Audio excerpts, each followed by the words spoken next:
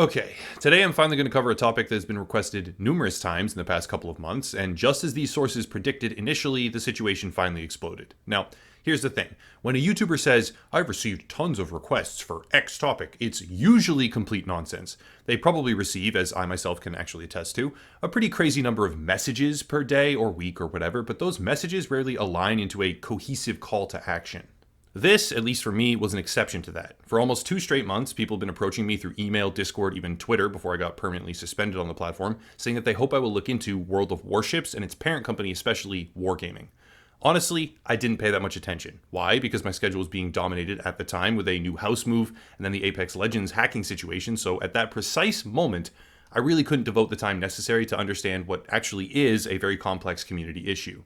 There's a really common phenomenon where people inside of a situation think, oh no, it's so straightforward and easy. I can't believe not everyone gets this right away.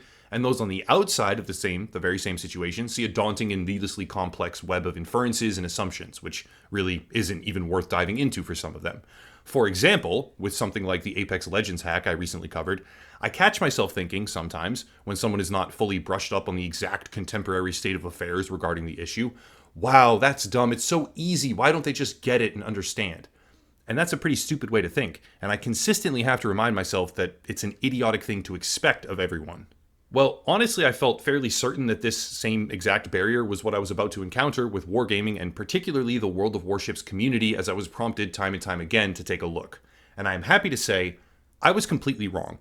What I found, rather than entitled, impatient, and frustrated messages about why I wasn't fully understanding things immediately with broken explanations and breadcrumbs, really, instead of that, what I found was a community desperate for change, highly articulate, extremely dedicated, kind as well, and willing to work with me in multiple separate ways, multiple separate individuals, so that I could understand exactly why they felt betrayed and why they were pushing back against the company behind World of Warships called Wargaming. Obviously, in a game titled World of Warships, the issue is going to probably revolve around the ships. 2 in particular seem to be on the agenda for today, one being the Missouri and the other the Yukon. These 2 ships, between them, have largely tipped the balance from muttered frustrations, subliminally or in forum posts, to full-blown community revolt and a mass exodus from the CC, or Community Contributor Program. I'll start with the Yukon for reasons which will probably become readily apparent later on. The Yukon itself is a story of miscommunication and disappointment, but just as important as the ship itself is the creator behind the ship, or rather the creator who was supposed to be behind the ship. Little White Mouse, keep that name in mind for the future, was an extremely well-liked and prolific member of the Warships community responsible for what seemed to be some of the best ship reviews in the entire game's history. Her work was admired, she was a vocal part of the contributor program, and as a result of all this, Wargaming North America, specifically North America, approached her about designing a ship with her partnered artist, Chobitsu. I won't focus on the details of exactly what they made and crafted, or when, but the overview is fairly simple.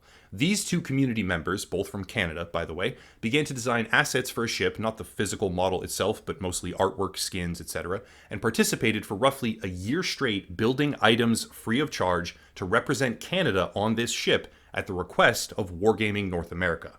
At the end of that year, none of what they made got used.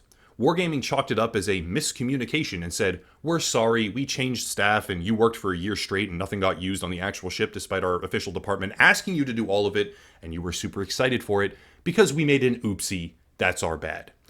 Needless to say, this response didn't go over well and Little White Mouse, without assuming too much here, probably felt somewhat slighted and betrayed. That was the Yukon, and for those who are far more intertwined with the Warships community, there's definitely a lot more to it, the story that is, but for the sake of time I condensed it to what felt like an adequate foundational overview. Now we get to the Missouri. The Missouri has a bit of a history in the game, and that history is actually very important to understand because it adds context to what is now a very obvious trend from Wargaming, where they deliberately obfuscate their own in-game economy to force further spending. The Missouri was a ship originally introduced in 2016. By all combat metrics available, it was average, decidedly average. However, what the Missouri did have was a modified credit boost mechanic which allowed players to get more in-game currency for their matches. The Missouri was also available as a free currency purchase on its own initially, and the result was that this became the premier farming choice for players, which helped everyone acquire further ships more quickly. So what did Wargaming do? Well, pretty simple. They took the ship away and have now sought to aggressively hide it behind a loot box-driven paywall. It's worth adding at this point, community sentiment regarding loot box rarity itself is pretty much at rock bottom. The holiday events have come under a massive amount of scrutiny, at least recently, when it started to become readily apparent that a particular ship, the Makarov on one occasion, was dominating the drop pool in a way that, according to Reddit at least, was completely underhanded and totally nefarious. I won't speak more on that during this particular video, but what I saw was very suspect, to say the very least, and reeked of a deliberate ploy to minimize any value these containers might hold. Basically, the Missouri is of a pretty large historical significance in the game, and it was a community favorite because of insane credit utility. It got taken away because of that credit utility, and when they first looked at bringing it back, they said it will be available for flat purchase with doubloons, the game's premium currency that you buy with real cash.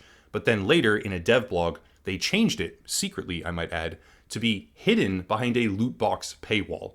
None of this went over well with the community. Well, with everything combined, the bottom fell out, and after a short, concise departure by none other than Little White Mouse, who cited a lack of respect and complete disregard for her work, primarily on the Yukon, over 20, probably more at this point, I think it was at 22 when I was directly looking to make the script, over 20 other community contributors left the program, and major content creators on YouTube and Twitch all announced that they were done with the game. Community contributors, just to put this in perspective for Wargaming, are like student teachers in college. They spend their time helping others. Some of them make guides, some of them help the devs even with real items and coding. Some of them do streams or make videos or curate the forums. From what I can find, they do a lot for the community all the time. And some of them are extremely active. 20 or more of them leaving all at the same time for one specific issue after a company has polluted the monetization system so horribly and disrespected its ambassadors so frequently, that's bound to get a response. Lo and behold, it did. The response, though, was like gasoline on the fire because far from an actual apology with meaningful commitments to solve or adjust these issues in the near future with concrete, actual solutions, it read a lot more like a deflection of sorts, something the community is all too used to seeing at this point in time from Wargaming. And as if to perfectly encapsulate the atmosphere, even while acknowledging the catalyst behind this overall revolt, Wargaming got Little White Mouse's name wrong. They called her April White Mouse. What's even more bizarre is that this statement came, and I'll have it on screen right now so you can read just how useless it really is without me quoting it, came after a multi-day delay because they were composing their thoughts. It took days for them to get out a statement that poorly crafted, and the community at this point seems to have just basically had enough. One creator, The Mighty Jingles, who is apparently a playable captain in the game himself, indicating to me that Wargaming knows full well what kind of significance he has in the creator space for their product, cited aggressive monetization and utilized other very pointed language as he quit the community contributor program. He will still make content for the game, but he quit the CC program. That's a pretty big deal, and even when their largest and most recognized contributors were leaving, they took a few extra days, made a nothing PR statement, and got the name of the aggrieved party who arguably started the whole thing completely wrong. Unrelated to their community upheaval at the moment, Wargaming is also under investigation in the Ukraine for money laundering. Their partnership with Global Money has put them in the crosshairs of a corruption probe, and Wargaming itself is a Russian company operating out of Cyprus. Cyprus being, for anyone who has watched my coverage before, a rat's nest of money laundering and illegal business operations, many of which, the companies that utilize it for this purpose, flee from Russia in particular to take advantage of the favorable business climate and lax regulations. If that's not enough, it goes past just the Ukraine, because the European Union is interested in, quote, activities of the Global Money and Wargaming LLC companies involved in dirty money laundering, end quote. Czech Republic journalistic outlets report that, quote, the management of Wargaming LLC, including the head of payments, the director of Wargaming Group Limited, Makis Savidis, and Adamos Savidis, who is the head of global payments at Wargaming LLC, are aware of the existence of this money laundering scheme. It is also possible that the following employees of the financial and other departments of Wargaming LLC are involved in money laundering. Elena Lakadianova, Nika Lukakova, Roman Romanovsky, Tamara Sokolshik, Filippo Kyriasau. All these people appear in the documents and correspondence with the management of the global money payment system. End quote. Even the Cyprus government itself, known for its lax approach to financial crime, in 2020 opened an investigation into 70 employees of Wargaming. The Auditor General opened an inquiry about golden passports, which is where Cyprus will offer citizenship based on financial factors like earnings and taxes. It should be noted that Wargaming denied any wrongdoing while this was happening, but as recently as April of 2021, even the United States of America has expressed growing interest and launched investigations into Wargaming and global money. The company is not on strong footing right now. Bottom line, Wargaming has systematically driven away its biggest supporters, the people willing to spend months of their life on unpaid fan labor, the people with hundreds of thousands of subscribers dedicated to their community, the people paying the most for their increasingly broken and predatory loot box systems, and more. The company has pushed so hard for so long and been so disrespectful, like there's so much more I could have gone into. They are blatantly disrespectful to the community at every single turn when they bring up valid issues. But anyway, the company has pushed so hard for so long, the community finally snapped back, and they snapped hard. And their response? They get the name wrong, they say nothing, they take extra days to do it, and really, they exacerbate the issue once again. My heart goes out to the dedicated players here because it really does seem like Wargaming does not care.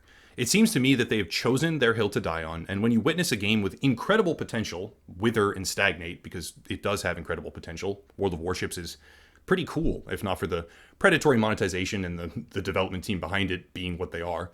It's just not a good feeling, right? Anyone who enjoys the game and sees all of this happening, it's just not a good feeling. Hopefully, all of this might prompt a bit more action, but if history proves correct, and there's a lot of history to back this up, it's very doubtful. Either way, having finally gotten through to covering the issue, I want to discuss from top to bottom the fallen world of Wargaming.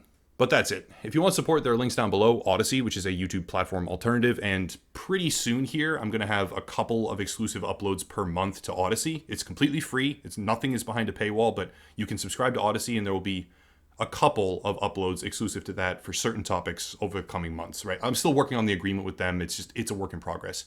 There's also Locals for $5 a month, completely ad-free versions of all the content. That one is a $5 a month thing, but it's the exact same content you get in other places, just completely ad-free. Another gaming YouTuber to check out, merch, social media, etc., but I'll cut it there and stop rambling. As always, thank you all for watching, and have a nice night.